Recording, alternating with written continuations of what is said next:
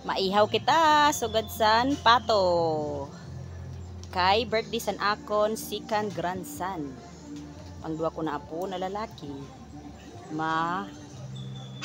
Ihaw kitang pato kapor. Tawag kong tali.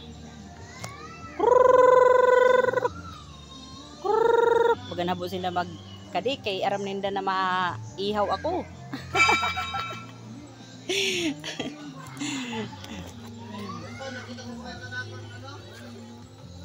Darag ko naton ihawon, lalakian aton ihawon kay inan para dakuan iya karni kapor. Adi napatay na namon kapor.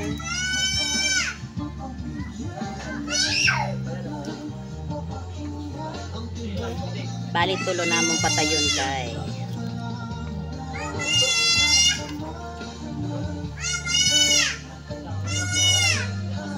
tulo ang among patayon kay birthday san akon apo kapor.